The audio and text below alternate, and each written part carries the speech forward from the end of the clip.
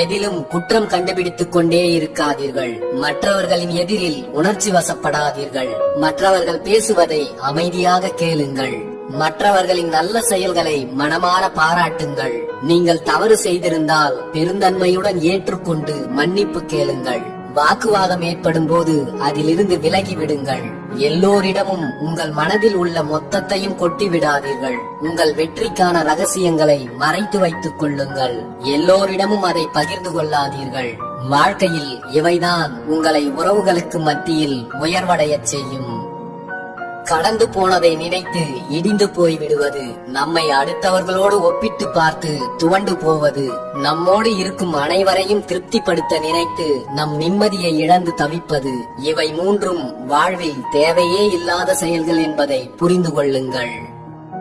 உறவுகளுக்குள் பிரச்சனைகளே வராமல் இருக்க சிலரிடம் கேள்விகள் கேட்கக்கூடாது. சிலரின் கேள்விகளுக்கு பதில் சொல்லக்கூடாது. சிலரிடம் பேசவே கூடாது.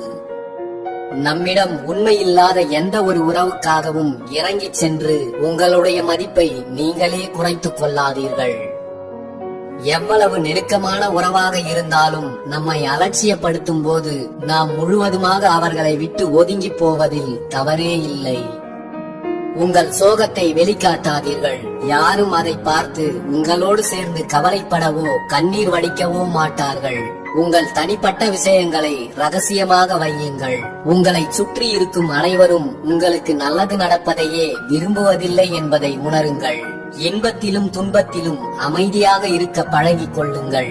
ஏனென்றால் எதுவும் இங்கு நிரந்தரம் இல்லை. தனியாக இருக்கவும் பழகிக் கொள்ளுங்கள். இன்று உங்களோடு இருக்கும் யாரும் நிரந்தரமாக உங்களுடன் இருந்துவிட மாட்டார்கள். உங்களின் நேரத்திற்கு மதிப்பளியுங்கள். வாழ்க்கையில் அது மட்டும்தான் ஒருபோதும் திரும்ப கிடைக்காத ஒன்று. உங்களின் கண்ணீருக்கும் ஆயுட்காலம் உண்டு. வாழ்வில் வரும் சோகங்களை எதிர்கொள்ளும் பக்குவம் உங்களுக்கு கிடைத்துவிடும் தருணத்தில் உங்கள் கண்ணீரின் ஆயுட்காலம் முடிவடைந்து விடுகிறது.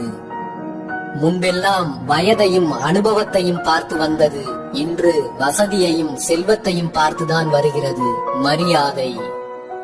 நம் முகம் கொஞ்சம் வாடி இருந்தால் கூட ஏதாவது பேசி எதையாவது செய்து நம்மை சந்தோஷப்படுத்த ஒரே ஒரு உண்மையான உறவு இருந்தால் போதும். வாழும் வாழ்க்கை சொர்க்கம்தான்.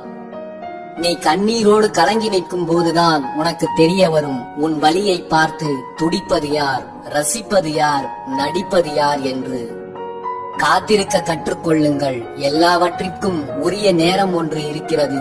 அவசரப்படுவதால் உங்கள் நிம்மதி தொலையுமே தவிர எதுவும் கிடைத்துவிடப் போவதில்லை. புன்னகையோடு